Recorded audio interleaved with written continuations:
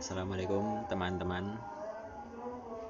Perkenalkan, nama saya Arzam Ariantoro dari Prodi Teknik Mesin Prosus Universitas Muhammadiyah Ponorogo, NIM 1851253. Di sini saya akan mempresentasikan hasil dari PowerPoint untuk tugas UAS Technopreneurship Teknik yang membahas tentang masalah berwirausaha. Jadi begini ya teman-teman, kita langsung saja ya, langsung kita bahas materinya. Ini saya mengangkat tema bengkel las, usaha wirausaha bengkel las, pembuatan daripada pagar besi dan juga kanopi rumah ya. Oke, mari saja kita langsung.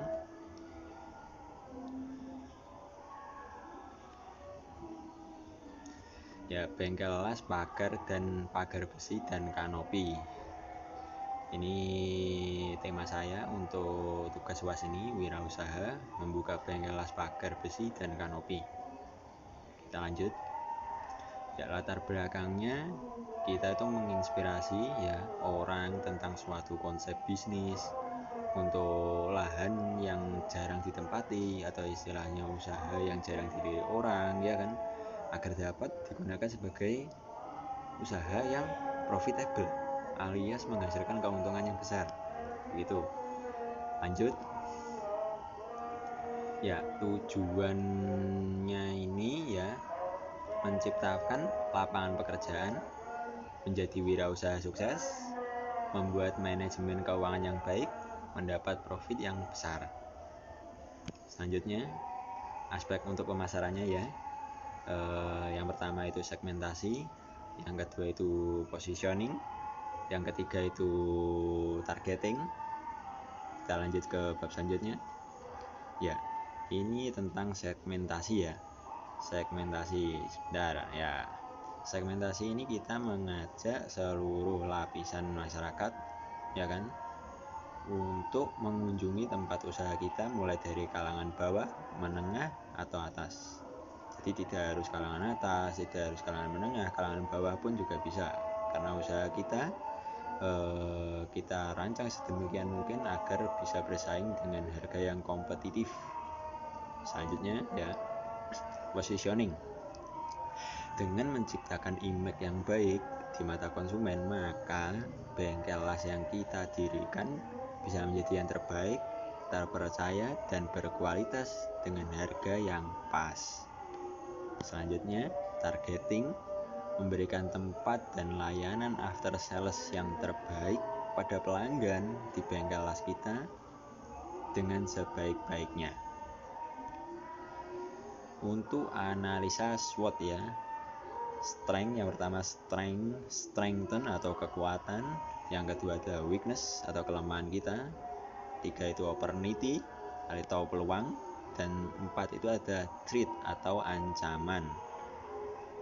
Selanjutnya ya, ini strength alias kekuatan ini ya, dengan memberikan fasilitas yang nyaman dan desain yang menarik dan unik baik interior maupun eksterior produk kita, produk las, bengkel las kita yang yaitu pagar besi dan kanopi. Kita desain semenarik mungkin, kita desain seunik mungkin, baik interior maupun interiornya, baik penampilannya maupun seperti kerangkanya kita desain sebaik mungkin agar bisa berbeda dengan kompetitor ya. Selanjutnya ya, kita lanjutkan lagi. Weakness atau kelemahan, menutupi kelemahan yang kita miliki dengan memberikan pelayanan yang cepat, after sales yang baik, tempat tunggu yang nyaman di bengkel kita. Walaupun kita bengkel las, tapi kita berikan sesuatu yang terbaik untuk pelanggan agar betah. Selanjutnya, nah ini opportunity ya. Maaf tadi agak sedikit tertutup ya. Opportunity atau peluang itu ya, Semakin sedikitnya pengusaha bengkel di sekitar kita, semakin meningkatkan antusias konsumen untuk membangun kelengkapan rumahnya, seperti bakar besi dan kanopi, membuka keuntungan dan profit yang besar. Jadi usaha ini memang jarang digeluti orang-orang karena modalnya yang dibutuhkan cukup besar. Maka dari itu kita mencoba peluang usaha ini karena masih terbuka lebar peluangnya untuk mendirikan usaha di bidang ini. Selanjutnya ya threat atau ancaman kompetitor yang masih ada, yang masih bersaing dengan kita, selalu membuat gerakan yang inovatif, membuat kita berpikir kreatif, lebih banyak menciptakan peluang baru dengan menjadi satu-satunya bengkel yang fasilitas lengkap, nyaman, produk yang baik. Itu harus menjadi nilai lebih kita di mata konsumen untuk bisa bersaing ya tentunya. Selanjutnya itu analisa 4P yang terdiri dari produk, promotion, price atau harga, dan place atau tempat. Kita lanjutkan lagi ya. Produk. Nah ini produk ya, ini produknya ya, ini produk kita ini ya. Servis dan perbaikan pagar besi atau kanopi yang rusak. Penggantian produk jika kerusakan berasal dari kesalahan produksi kita. Bisa membuat produk lain seperti teralis besi, teralis jendela, ataupun pintu garasi, pintu besi yang itu. Nah ini produk kita ini ya. Ini ada kanopi seperti ini ya, terus ini ada pagar besi seperti ini. Ini kita akan buat seperti ini nanti produknya. Karena kita bengkel lasnya berorientasi pada ini, segmen pagar besi, kanopi, teralis jendela, pintu besi seperti itu ya. Nah untuk price ya, harga jual kita itu harus lebih kompetitif dari kompetitor.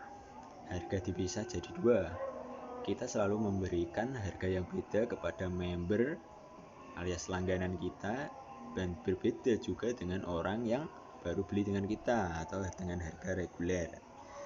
Adanya juga diskon dengan membuat member card atau kartu pelanggan jika membeli produk seperti pagar besi atau kanopi di bengkel las kita dan menjadi pelanggan tetap, pasti kita akan kasih diskon. Kita akan selalu membuat agar pelanggan itu kita tetap nyaman ke tempat usaha kita ya. Selanjutnya promotion. Nah ini promotion ini memasang iklan di media di wilayah sekitar kita ya, seperti kalau sekarang ya di sosial media atau Instagram, Facebook begitu ya, memasang banner di pintu masuk bengkel. Jadi kita kasih spanduk gitu ya, kita kasih spanduk biar orang tahu, jadi nggak ngelihatnya dari luar, itu buat apa, atau itu buat apa, itu buat pagar besi tapi kok nggak ada apa aja tuh, nggak ada spanduknya, itu tempat apa, bengkel apa kan ya, makanya dikasih spanduk itu. Nah terus ini mengadakan diskon pada grand opening atau waktu pembukaan, entah itu grand openingnya seminggu, 2 minggu atau sebulan, kita kasih diskon untuk pembeli pertama ya, tentunya untuk menarik minat ya tentunya ya. Ya kita lanjut. Nah place atau tempat ya.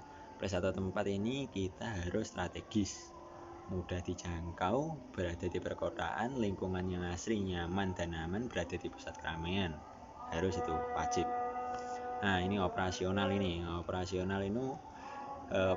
terdiri dari proses operasional usaha, kebutuhan operasional, maintenance atau perawatan.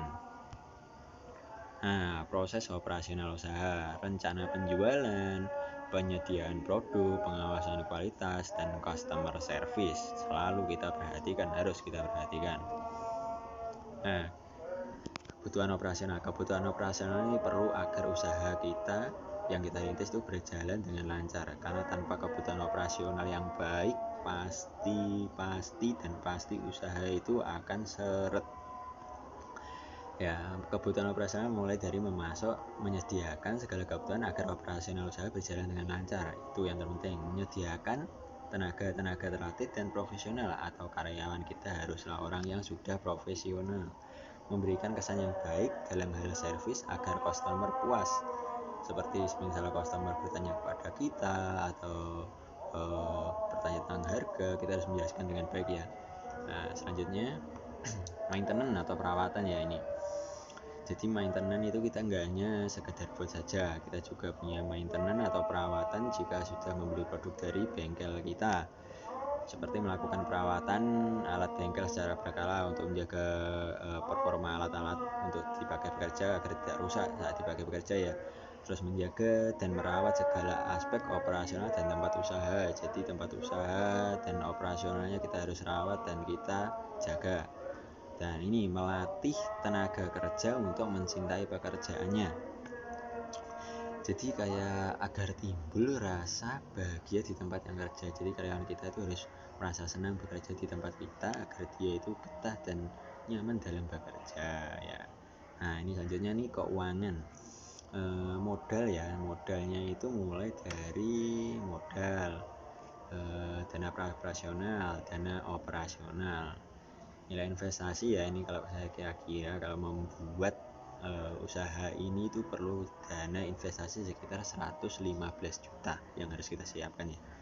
Nah, dengan rincian nah ini dengan rinciannya seperti ini: penyewaan tempat ruko atau lahan beserta bangunan. Jadi kita sewa seperti ruko itu yang ada, ataupun ada tanah yang di atasnya ada bangunannya gitu. Karena kan usaha kita itu perlu tempat yang besar ya, tempat yang besar, makanya luas juga besar untuk ya akomodasi ya. Itu mungkin kira-kira ya kalau sekarang ya sekitar 12 juta. Terus perabotan kantor seperti komputer, terus untuk tempat-tempat duduk untuk karyawan, untuk pelanggan, tempat duduk pelanggan itu kita siapkan dari sekitar 8 juta.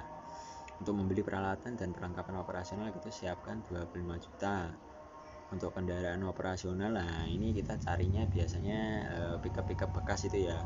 Kenapa kita cari kendaraan operasional? Karena untuk mengangkut hasil pekerjaan kita yang akan diantar ke tempat konsumen, daripada kita menyewa yang belum tentu setiap bulan ada selalu ada pembelian dari konsumen, atau setiap minggu atau setiap hari pembelian dari konsumen. Lebih baik kita beli sendiri, walaupun itu bekas ya, bekas kendaraan seperti pickup mobil pickup itu walaupun bekas yang penting kita punya sendiri.